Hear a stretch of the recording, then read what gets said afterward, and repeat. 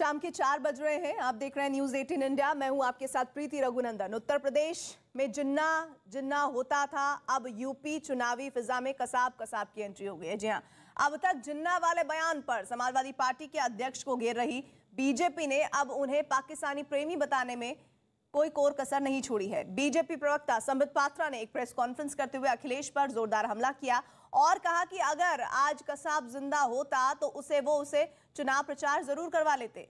इससे पहले अखिलेश ने एक इंटरव्यू में कहा था कि देश का असली दुश्मन चीन है, जबकि पाकिस्तान को बीजेपी ने राजनीतिक दुश्मन के दौर पर इस्तेमाल किया।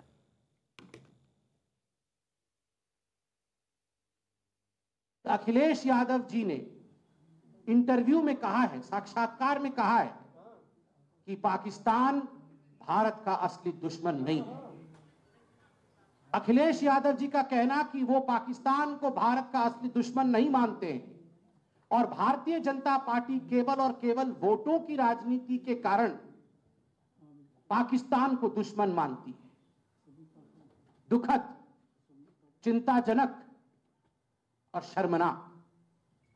तुरंत अखिलेश जी को अपने इस बयान पर पश्चाताप करना चाहिए, क्षमा याचना करनी। स्थापना दिवस के अवसर पर एक ही संदेश अखिलेश यादव जी का है जो अखबार की सुर्खियां बन के छपी है कि पाकिस्तान भारत का दुश्मन नहीं है। पाकिस्तान को लेकर कौन आया? पाकिस्तान को लेकर अखिलेश आया।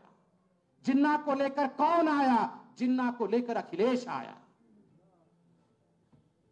ये जो चुनाव हो रहा है तुष्टिकरण के पराकाष्ठा के कारण, द हाइट्स ऑफ अपीजमेंट, उसके कारण जिस प्रकार से अखिलेश यादव जिन्ना और पाकिस्तान के विषय में बात कर रहे हैं, आज मैं बिल्कुल कह सकता हूं शुक्र है कसाब को फांसी हो चुका है, वरना जिन्ना को तो उतारे ही थे। शारीरिक रूप से कसाब को भी स्टार प्रचारक के रूप में उत्तर प्रदेश में उतारने से झिझकते नहीं अखिलेश यादव। ये वही अखिलेश जी जिन्होंने आतंकवादियों के लिए कोर्ट तक में गुहार लगाया था, उनको छुड़वाने की सारी प्रक्रिया पूरी की थी। ये तो शुक्र है कोर्ट का उत्तर प्रदेश में कि न्याय प्रक्रिया ने उस पर रोक लगाई और आज समझ में आता है कि आखिरकार पाकिस्तान को अपना असली दुश्मन अखिलेश यादव क्यों नहीं मानते। और अपना दल एस की प्रमुख अनुप्रिया पटेल के मुताबिक अखिलेश यादव के पास कोई मुद्दा नहीं है, इसलिए वो हर बात में पाकिस्तान को लेकर आ जाते हैं। उन्होंने कहा है कि देश का जो सबसे बड़ा दुश्मन है वो चीन है, पाकिस्तान को बीजेपी लेकर आती है। आपकी क्या सोच है मैम, क्या कहती हैं?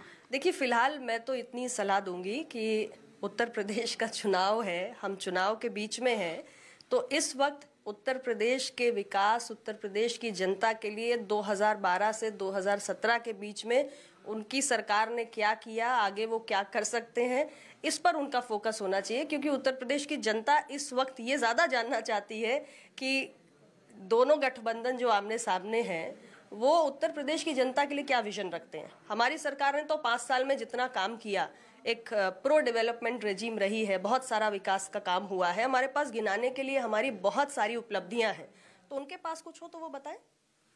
आखिरी सवाल मैम, ओम प्रकाश राजभर कहते हैं कि चुनाव बाद अगर जरूरत पड़ेगी तो वो आपसे बात कर लेंगे। राजभर जी बहुत स्नेह करते हैं अपना दल को, अपना दल हमेशा उनके दिल में रहता है, मुझे बड़ी खुशी है। तो बीजेपी के साथ ही हैं? हम भारतीय जनता पार्टी के साथ मिलकर 2022 का चुनाव लड़ रहे हैं और जीतेंगे भी। बीजेपी नेता संबित पात्रा ने चुनौती देते हुए कहा कि हिम्मत है तो अखिलेश उम्मीदवारों की सूची जारी करके दिखाएं। उन्होंने कहा कि समाजवादी पार्टी ने सिर्फ गुंडों को टिकट दिया।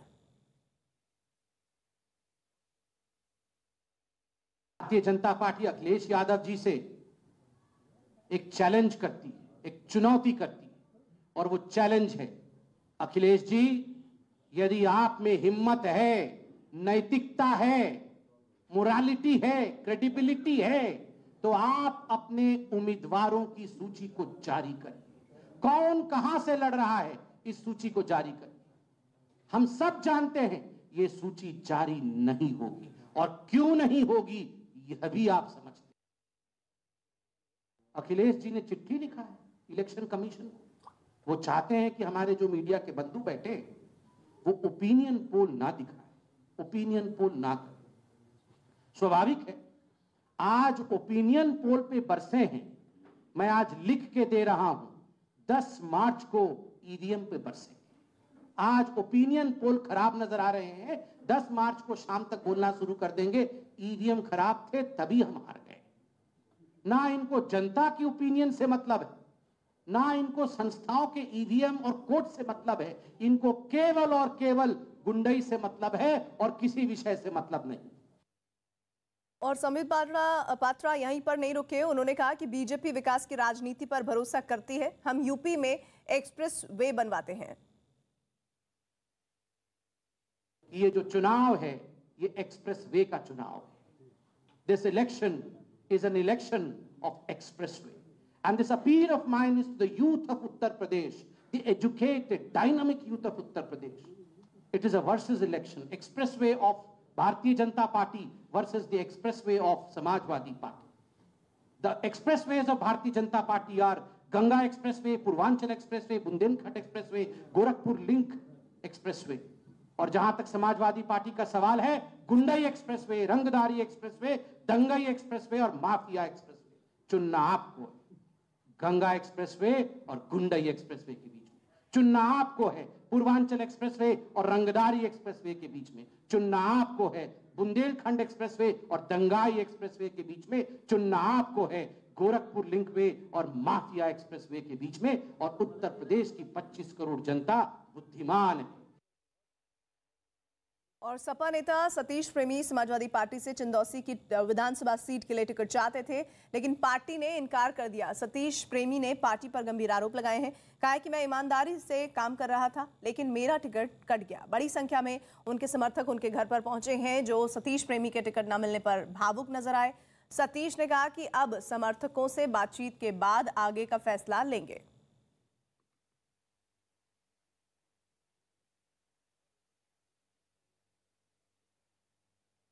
सतीश जी बताइए कि आप उम्मीद में गए थे कि आपको टिकट मिलेगा? जी जी जी, उम्मीद मतलब हर कार्यकर्ता का पार्टी से टिकट लेना उसका अधिकार होता है। मुझे भी उम्मीद थी अपने मुखिया से कि भाई काम के आधार पर, सर्वे के आधार पर लगातार जो लंबे समय से 25 साल से पार्टी के लिए दिया है, और 2002 में कंपाउंडर से चुनाव हारा था, 2007 में कंपाउंडर चुनाव हारा था, मैंने भी अप्लाई किया था, उसी उम्मीद से टिकट के लिए मैं आवेदन भी किया था, गया भी था। इससे पहले आपको सपा से ही टिकट मिला था? हाँ, 2002 में, 2007 में समाज पार्टी से मैंने चुनाव लड़ा है और चुनाव लड़ने में कम वोटों से चुनाव हारा था, मेरा था।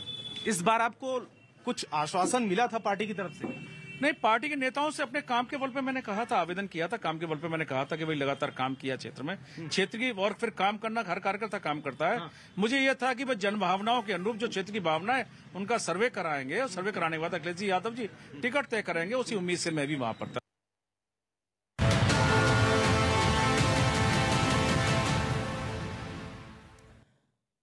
महाराष्ट्र में आज हिंदुत्व पर जमकर पॉलिटिक्स हो रही है। सबसे पहले सीएम उद्धव ठाकरे ने बीजेपी पर सत्ता के लिए हिंदुत्व के इस्तेमाल करने का आरोप लगाया था। अब बीजेपी ने पलटवार किया। महाराष्ट्र के पूर्व सीएम और बीजेपी नेता देवेंद्र फडणवीस ने उद्धव ठाकरे पर हमला करते हुए कहा, क्या बाला साहब ठाकरे ने शिवसेना को सड़ा दिया, क्योंकि बीजेपी और शिवसेना का गठबंधन वाला साहेब ठाकरे ने ही किया था।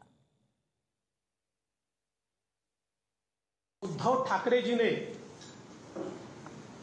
वंदनीय शिवसेना प्रमुख बाला साहब ठाकरे जी की जयंती पर जिस प्रकार का वक्तव्य किया है और कहा है कि बीजेपी के साथ शिवसेना 25 साल तक सड़ी, तो मैं सवाल पूछना चाहता हूं कि 2010 तक इस अलायंस के नेता बाला साहब ठाकरे जी थे, और बाला साहब ठाकरे जी ने इस अलायंस को कायम रखा, तो क्या बाला साहब ठाकरे जी के कारण शिवसेना सड़ी? और एक दिन पहले ही बाला साहब ठाकरे की जयंती के मौके पर आयोजित कार्यक्रम में उद्धव ठाकरे ने बीजेपी पर सत्ता के लिए हिंदुत्व के इस्तेमाल करने का आरोप लगाया था, और इसका जवाब भी फडणवीस ने दिया। आज राम जन्मभूमि पर प्रभु श्री राम जी का मंदिर बन रहा है। हिंदुत्व ये केवल बातों से नहीं होता। काशी विश्वनाथ में मुगलों ने काशी विश्वनाथ का जो स्वरूप बिगाड़ा था, उसको पुनर्स्थापित करने का काम मोदी जी के राज में हुआ है। हिंदुत्व की बात करनी है तो इसकी ओर देखना पड़ेगा। तुम औरंगाबाद को संभाजीनगर करते करते थक गए, 20 साल निकल गए, नहीं कर पाए। उस्मानाबाद को धाराशिव करते करते समय निकल गया, नहीं कर पाए। पर वहां पर इलाहाबाद का प्रयागराज हो गया और तुम भाषण करते रहे। और इससे पहले उद्धव ठाकरे ने बीजेपी के साथ गठबंधन पर सवाल उठाया था और कहा कि उन्होंने बीजेपी को छोड़ा, इसका मतलब ये नहीं कि हिंदुत्व को छोड़ दिया। बीजेपी का मतलब हिंदुत्व नहीं है।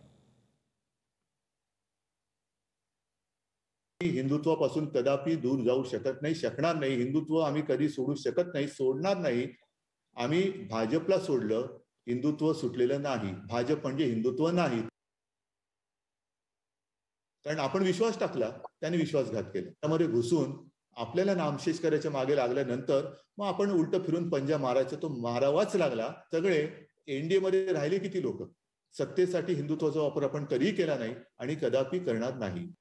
और बीजेपी नेता संबित पात्रा ने कहा कि उद्धव ने बीजेपी पर नहीं बल्कि अपने पिता के फैसले पर सवाल उठाया है।